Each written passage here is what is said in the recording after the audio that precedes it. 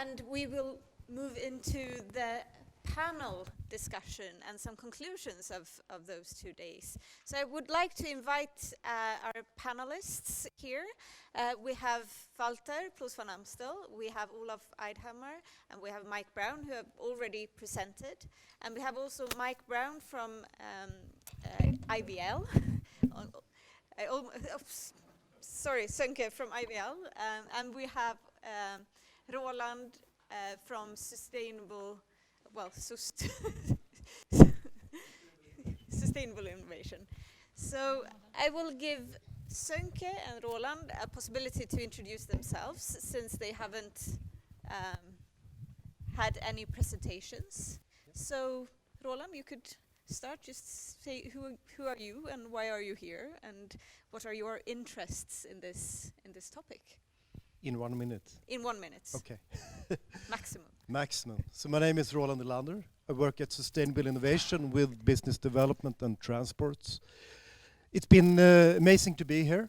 I'm one of the project leaders within the DenCity project for last mile distribution within e-commerce called Full Service Fastigheten. I also work with an export platform for the Swedish Energy Agency, helping SME companies to export clean tech to India, China, other countries. And recently also I'm part of Dry Sweden's Business Innovation Lab, jointly with the Royal Institute of Technology. So what I would like to put in everybody's heads here after these promising days, I would say, is actually scale up.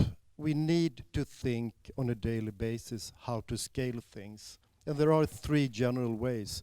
One is public tenders, one is sales domestically, and one is export. And we need to have stakeholders, financial solutions, business models in our demonstrations projects in order to bridge over the valley of death. Because this is actually not functioning in the Swedish innovation system as today. So that what I say is the biggest challenge that we have within clean tech sector in general. Thanks. Thank you. You can leave that to... Yeah, hi. Thanks for inviting me. My name is Sönke Behrens. I'm working now for IVL, Swedish Environmental Research Institute. What I do there, I'm a logistics researcher and project manager focusing on sustainable urban logistics.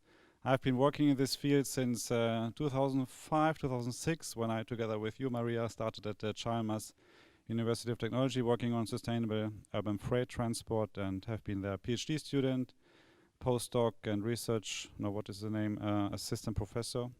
Since 2 years now, almost, I work for IVL, and I have been working a lot with projects here in Gothenburg, for example, in the SenSmart project, making evaluation of the Stadsleveransen project, and later on in DenCity stage 2 also looked into the effects of the solution. So yeah, I think that's enough as introduction.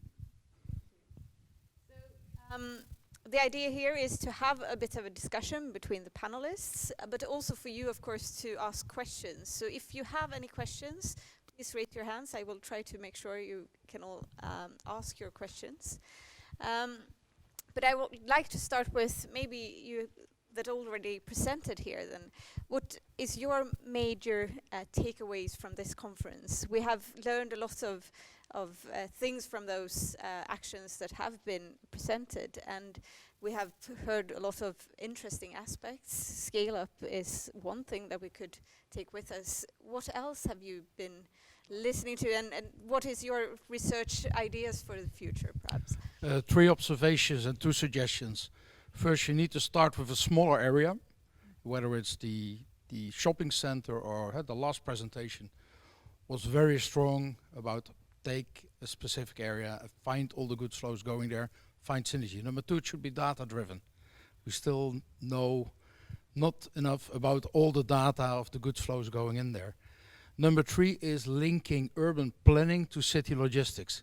So how does future logistics look in residential areas? But also 2 observations. One is we need to include more the operational people ordering, whether it's consumer or company. And we need to start thinking from what's called in ICT terms, service design thinking. Like the booking.com of ordering. That will be a major step, linking commercial activities to logistic activities. And the last one is, I think, zero emission will really shake up our industries. And we haven't seen yet what the implications will be on charging, smart charging, new logistic concept. There are no transport management software that can support zero emission vehicles, so there's a lot to be done still. Olaf?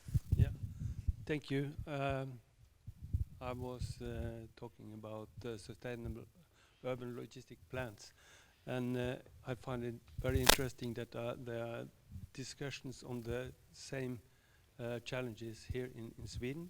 The municipalities are asking for guidelines, and I found out during discussions here that they are working on guidelines for the municipalities in Sweden as well as in Norway.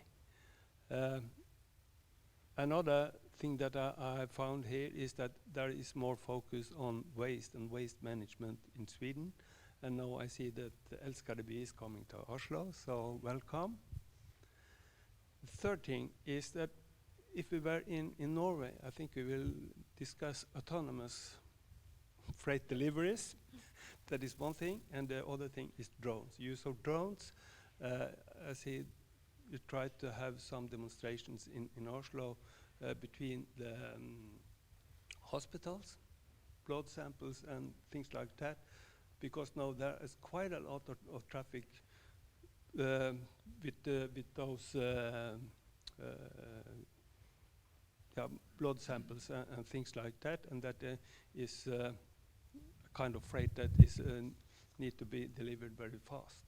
So the drones could be at least one solution. Yeah. Thank you.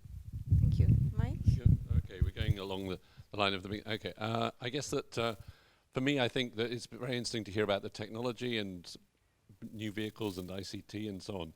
But I still think that the organization question is pretty fundamental here, because we can have a lot of technology and then by not organizing it very well, we just end up with a faster problem, for instance, which is not necessarily what we want.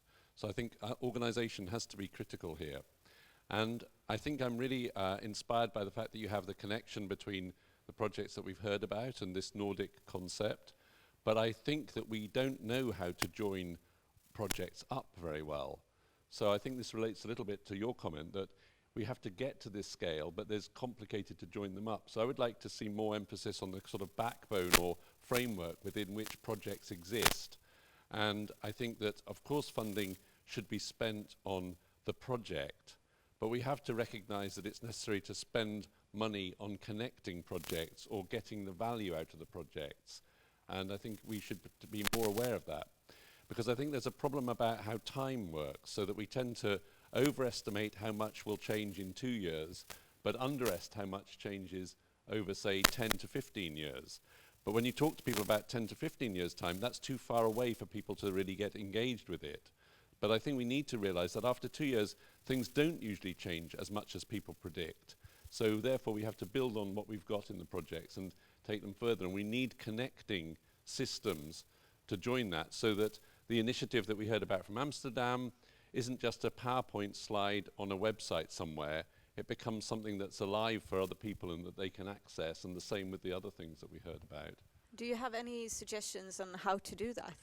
Well, I think within the city thing, I think I'm quite, I do think that the freight network concept is important in being the bridge between different projects and allowing people to connect beyond the project level. So I think that at a city level we could have that.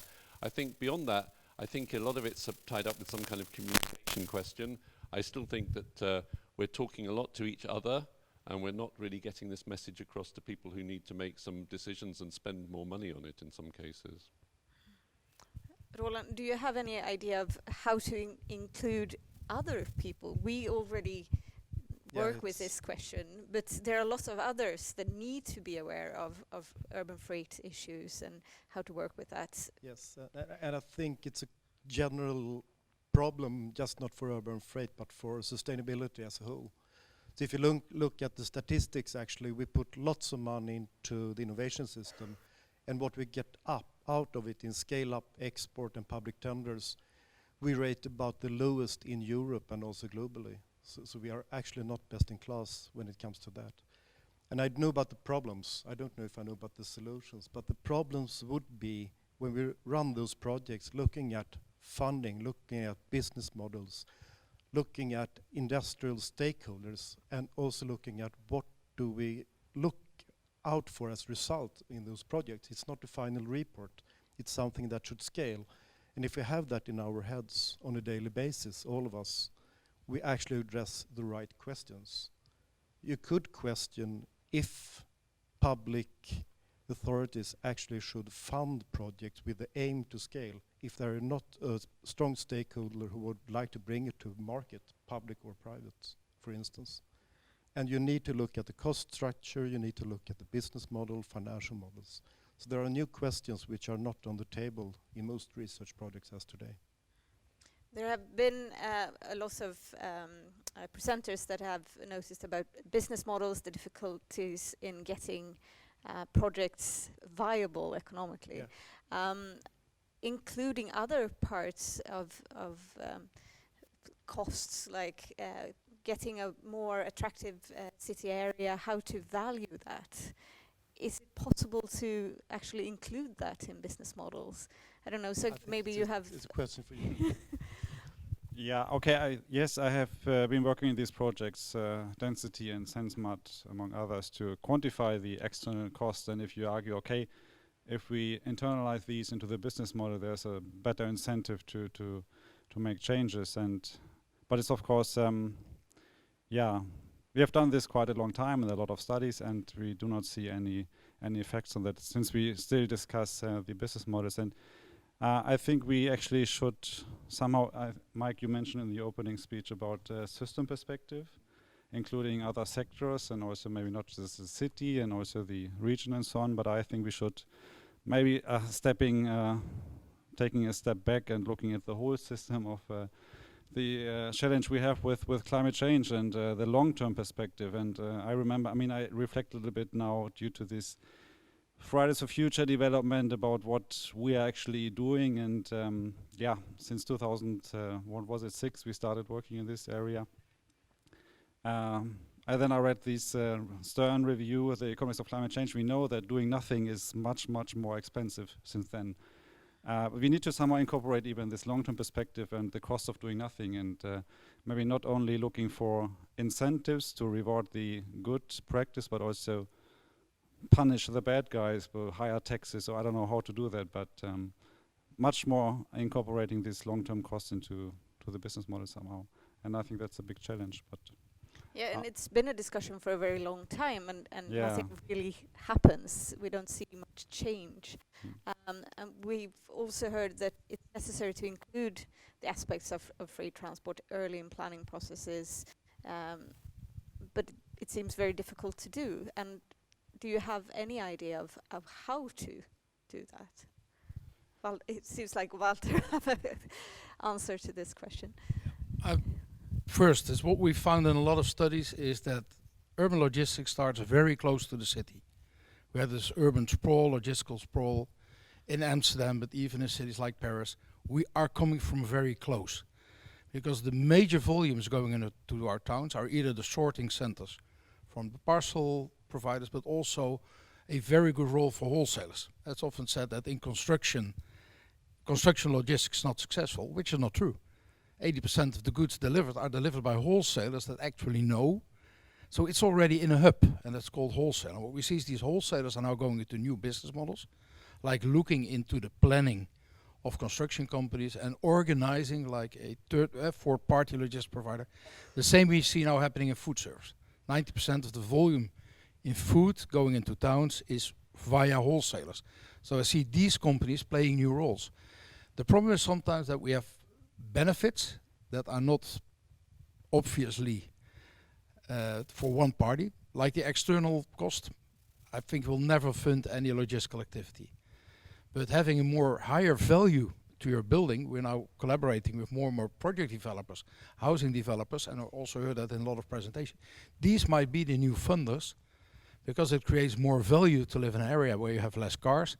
It creates more value to have good food service distribution to business districts because you need a smaller kitchen and the staff can be more efficient. But let's not forget that a lot of the activities in urban logistics are done by wholesalers. And we need maybe to get them on board because for them it's either losing a customer in the future and they have the perfect situation because they have those little castles around our cities. For instance, in Holland, we have 2,000 construction logistic distribution centers. And we only have 3,500 food retail stores. So the network is already very dense. But maybe these will be our future partners because they already do it. Yeah, sorry, did you want to? No, no. Mike, Okay. no, Mike, you could. Okay, but it's okay. No, I just think if we wanted to get into the planning process, then we've got to learn to speak a language that's related to planning.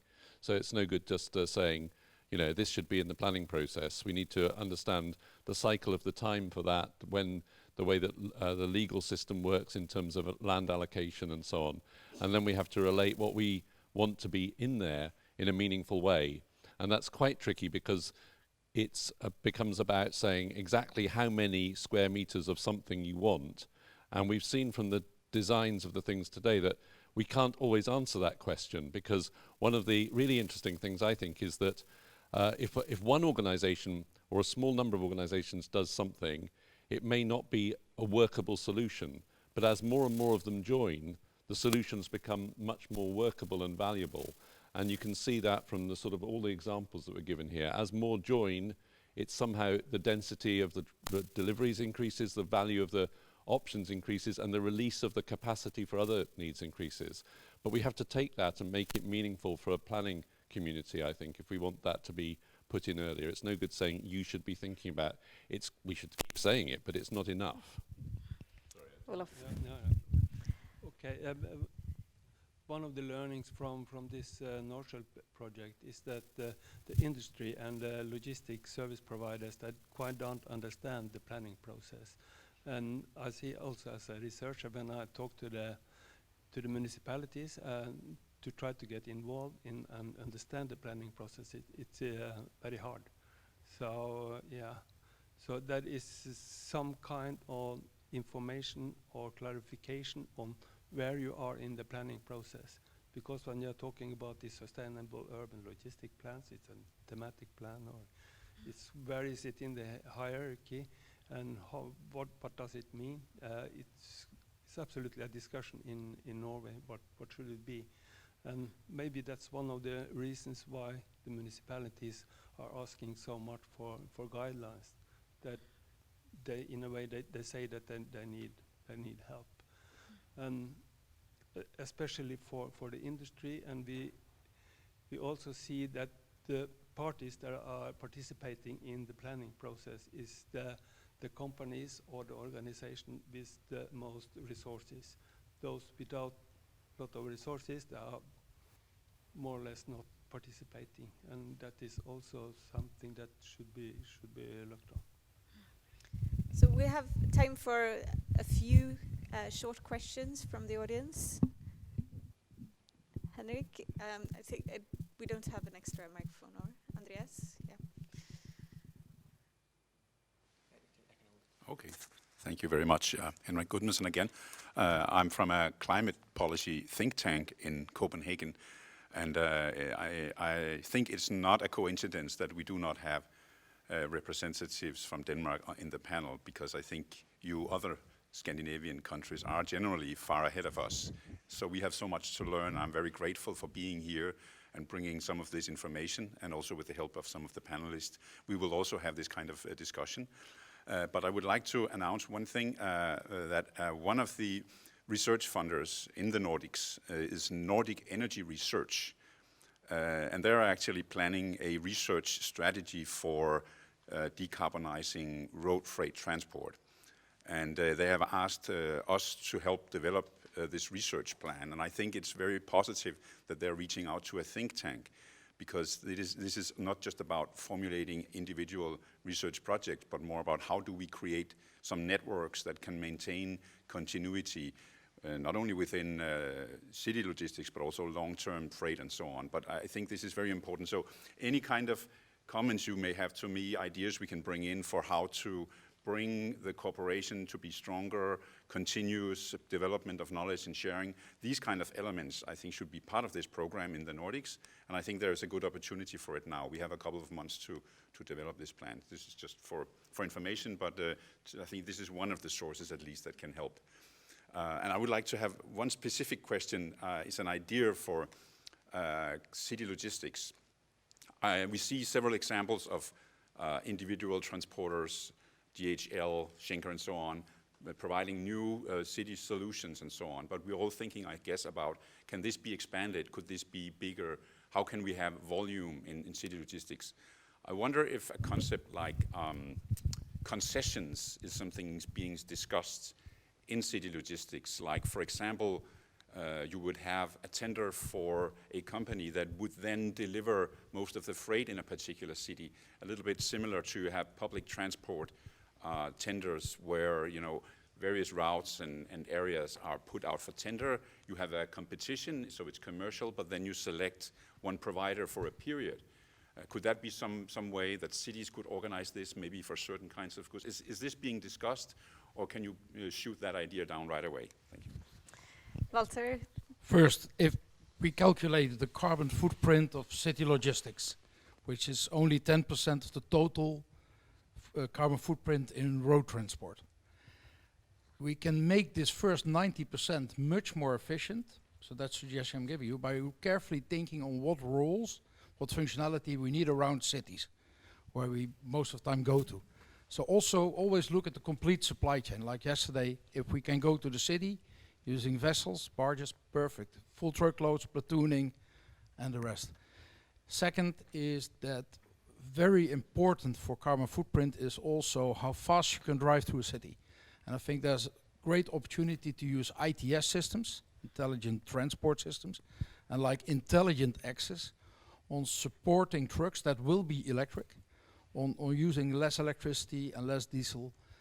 So also look at the actual flow in your cities and how it's disrupted by bad traffic lights, bad loading and unloading zones, because it's a waste of CO2 if we cannot improve that as well. And maybe Michael can answer the question about the organization.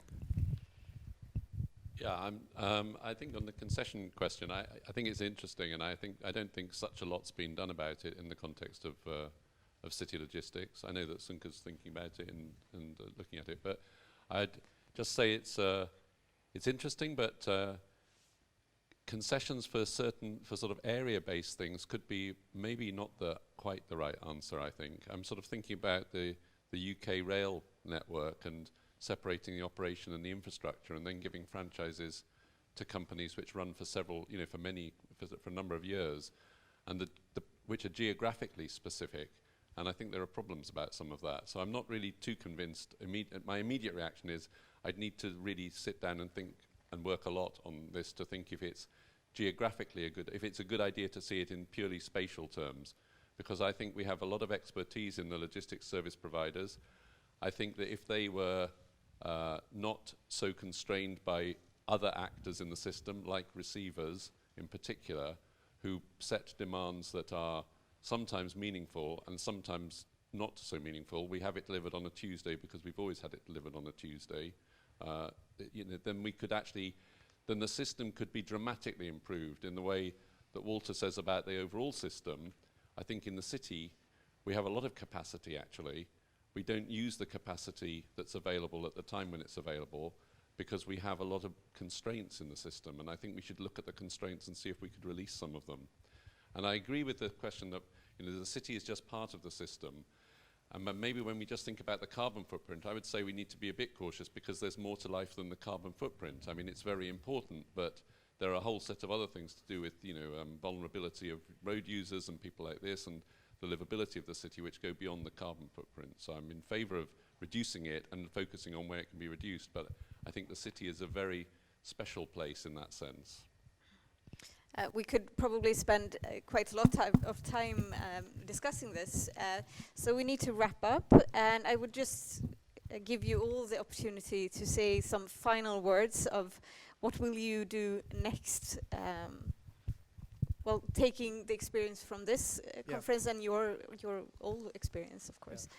Well, specific in this area, I would like to work more with new companies and partners which we haven't really included before. And I think real estate companies is really key, because the real estate will go from being not involved in deliveries to be a service center with shared solutions and parcel deliveries both ways, waste, etc.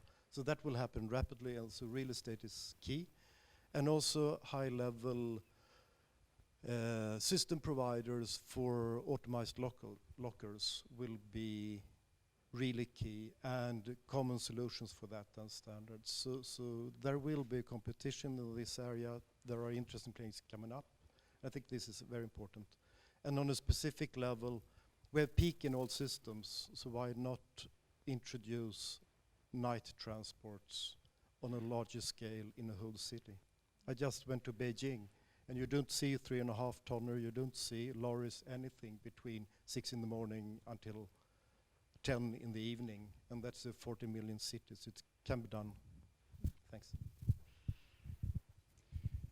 Yeah, what are we doing next? I would like to involve politicians, actually. We're starting a project right now, and we want to have local politicians in the steering group, because I think, I mean, it's good to be on these conferences and to get inspiration from our peers, but I think we need to be much better in reaching out to politicians, because I would like to see much tougher regulations in the future to get around this problem of working business models, and in order to do that we need to explain the things we do much better to politicians, or even maybe to the citizens, to pupils, to students, because they are the voters at the end. So I think that's what we should focus on as well.